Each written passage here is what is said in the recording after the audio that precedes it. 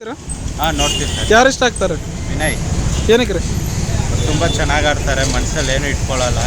ಪಾಪ ಬಂದ್ರೂ ಕರೆಕ್ಟಾಗಿ ಡೈರೆಕ್ಟಾಗಿ ಹೇಳ್ತಾರೆ, ಹಾಗಾಗಿ ವಿನಯ್ ಗೆಲ್ಬೇಕು. ಸಂಗೀತ ಅವ್ರ ಬಗ್ಗೆ ಏನಂತೀರಾ? ಸಂಗೀತ ಅವರು ಸ್ವಲ್ಪ ಡಬಲ್ ಗೇಮ್ ಮಾಡ್ತಾರೆ, ಅಲ್ಲಿ ಇಲ್ಲಿ ಎಲ್ಲ ಮಾತಾಡ್ತಾ ಇರ್ತಾರೆ. ಬಟ್ ವಿನಯ್ ಗೆಲ್ಬೇಕು ಅಂತ ನಮ್ಮ ಆಸೆ. ಡ್ರೋನ್ ಪ್ರತಾಪ್ ಅವರೆಲ್ಲ ಸುಮ್ಮನೆ ನಾಟಕಗಳು ಸರ್, ಮನಸ್ಸಲ್ಲಿ ಇಟ್ಕೊಂಡಿರೋ ಅವ್ರು ಮಾತಾಡೋರೆ ಗೆಲ್ಬೇಕು ಅಂತ ನಮ್ಮ ಆಸೆ. ಈ ಬಿಗ್ ಬಾಸ್ ಈ ಶೋನಲ್ಲಿ ಒಬ್ಬ ವ್ಯಕ್ತಿಯ ಫೋಟೋ ಅವ್ರದ್ದು ಹಾಕೋದಾಗಲಿ ಸುಟ್ಟು ಹಾಕೋದಾಗಲಿ ಎಷ್ಟು ಸಮಂಜಸ ಅನಿಸುತ್ತೆ? ಅವೆಲ್ಲ ಹೊರಗಡೆ ನೋಡಿದಾಗ ಅದು ಗೇಮ್ ಸರ್, ಅದು ಗೇಮ್ ಇರೋ ಫಾರ್ಮಾಲಿಟೀಸ್ ಅದು ಅವರು ಸುದೀಪ್ ಅವರು ಹೇಳೋದಲ್ಲ ಮೊನ್ನೆ ಎಪಿಸೋಡಲ್ಲಿ, ನಮಗೂ ಇಷ್ಟ ಆಗಲ್ಲ ಅಂತ.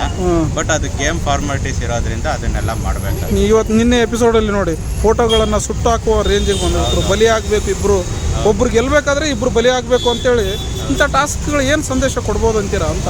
ಅಲ್ಲ, ಅದು ಫಾರ್ಮಾಲಿಟೀಸ್ ಬರೋದೇ ಅದೇ ಥರ. ನೀವು ಇದು ನೋಡ್ಕೊಂಡು ಬೇರೆ ಬಿಗ್ ಬಾಸ್ಗಳು ನೋಡಿದ್ರೆ ನಮ್ಮದೇ ಎಷ್ಟೋ ಪರವಾಗಿಲ್ಲ ಅನ್ಸುತ್ತೆ.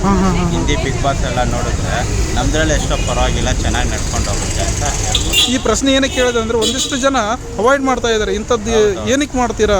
ಹೊರಗಡೆ ಜಸ್ಟ್ ಒಂದು ಫೋಟೋ ಅರ್ಧ ಹಾಕಿದ್ರೆ ಏನೇನೆಲ್ಲ ಆಗುತ್ತೆ, ಒಬ್ಬ ಫೋಟೋನೇ ಸುಟ್ಟಾಕ್ಸ್ಬಿಡ್ತೀರಲ್ಲ ಅಂತ.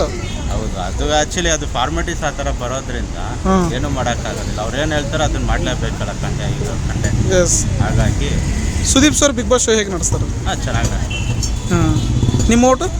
Vinayak. Thank you sir. Thank you. ಯಾರು ಇಷ್ಟ ಆಗ್ತಾರೆ? ವಿನಯ್. ಏನಕ್ಕೆ ರೀ?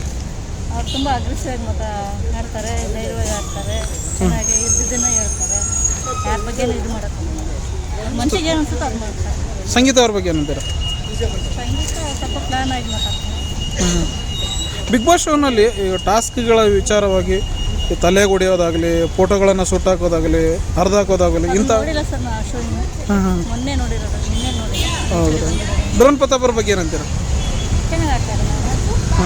Sudeep sir Big Boss show ಹೇಗೆ ನಡೆಸ್ತಾರೆ? ಸೂಪರ್ ಸರ್, ಅವ್ರು ನೋಡ್ರೆ ಸಖತ್ತಾಗಿ ಮಾತಾಡ್ತಾರೆ, ಎಲ್ಲರಿಗೂ ಕ್ಲಾಸ್ ತೊಗೊತಾರೆ. ವೀಕ್ಲಿ ಒನ್ ಟೈಮ್ ಅವ್ರ ಶೋನೇ ಫಸ್ಟ್ ನೋಡೋದು ನಾವು, ಯಾಕಂದ್ರೆ ಒಂದು ವಾರ ನೋಡಿಲ್ಲ ಅಂದರು ಅವರೆಲ್ಲ ಮತ್ತೆ ರಿಪೀಟ್ ರಿವೈಂಡ್ ಮಾಡಿ ನೋಡ್ತಾರೆ. ಓಕೆ, ಥ್ಯಾಂಕ್ ಯು ಅಮ್ಮ. ಬಾಯ್.